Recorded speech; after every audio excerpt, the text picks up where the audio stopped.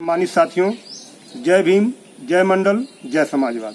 मैं पप्पू कुमार यादव, पूर्व अध्यक्ष छात्र संघ सिवली नेशनल कॉलेज आजमगढ़। आज बीपी मंडल जी की जयंती है।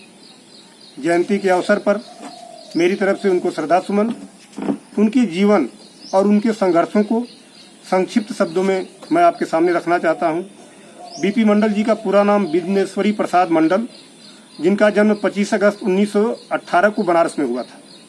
पिता का नाम राम बिहारी लाल मंडल, दरभंगा रियासत के स्टेट 1952 मधेपुरा विधानसभा के विधायक बने। 1962 में दूसरी बार मधेपुरा से विधायक बने। 1965 में मधेपुरा के पंगा गांव में दलितों पर हुए अत्याचार के विरोध में उन्होंने कांग्रेस को छोड़ दिया। 1967 मधेपुरा से लोकसभा के सदस्य चुने गए।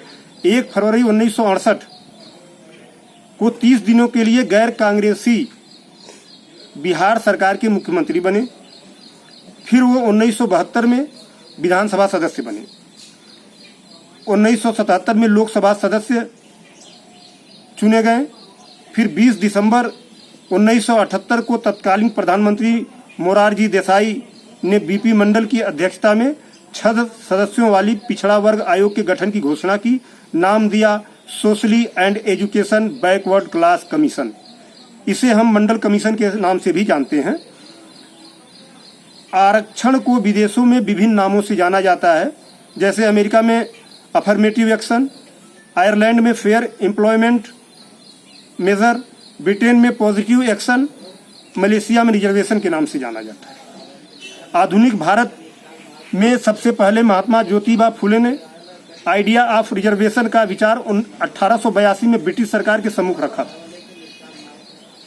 अफर्मेटिव एक्शन के तहत कोल्हापुर के राजा साहू जी महाराज ने 16 जुलाई 1901 को अपने शासन की नौकरियों में गैर ब्राह्मण वर्ग को 50% आरक्षण देकर इसे मूर्त रूप प्रदान किया था।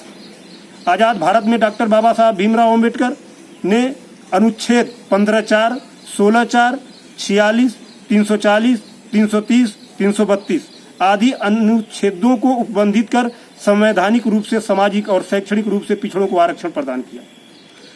29 जनवरी 1953 को काका कालेलकर की अध्यक्षता में प्रथम पिछड़ा वर्ग आयोग का गठन किया गया और इसने अपनी रिपोर्ट 30 मार्च 1955 को सरकार को सौंपी, लेकिन इस पर कोई कार्रवाई नहीं हो पाई। द्वितीय पिछड़ा वर्ग आयोग 20 दिसंबर 1978 को बीपी मंडल जी की अध्यक्षता में गठित की गई, जिसके 4 सदस्य थे। रिपोर्ट सौंपे जाने के करीब 8 साल बाद 7 अगस्त 1990 को भारत के प्रधानमंत्री विश्वनाथ प्रताप सिंह जी ने रिपोर्ट लागू करने की घोषणा की। 10 अगस्त 1990 को देशव्यापी विरोध शुरू हो गया। 13 अगस्त 1990 को मंडल आयोग की सिफारिशें लागू करने की अधिसूचना जारी कर दी गई। अगले ही दिन अखिल भारतीय आरक्षण विरोधी मोर्चा के अध्यक्ष उज्जवल सिंह ने आरक्षण प्रणाली के खिलाफ सुप्रीम कोर्ट में याचिका दाखिल की। 16 नवंबर 1952 को उच्चतम न्यायालय ने मंडल आयोग की सिफारिशों को वैध माना। न्यायालय के फैसले के बाद 8 दिसंबर 1993 को नौकरियों में पिछड़े वर्ग को 27% आरक्षण देने की अधिसूचना जारी की गई। वी राजशेखर आरक्षण के माध्यम से नौकरी पाने वाले पहले अभ्यर्थी बने।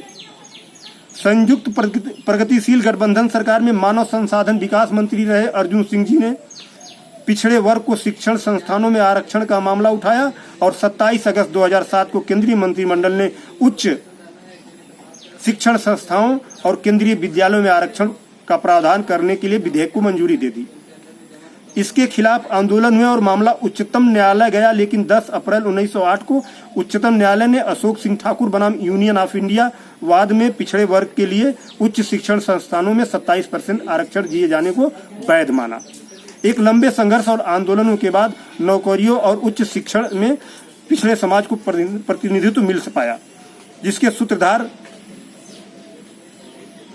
परम आदरणीय स्वर्गीय बीपी मंडल जी के संघर्षों से प्रेरणा लेकर उनके सपने के भारत को निर्माण लेकर समस्त बहुजन समाज और अपने हक और हुकूक के लिए जातिवादी और सामंती लोगों से निरंतर लड़ाई लड़ा। समाज में जन्म ऐसे महापुरुष को उनके जन्मदिन पर याद करते हुए उन्हें सत सत नमन।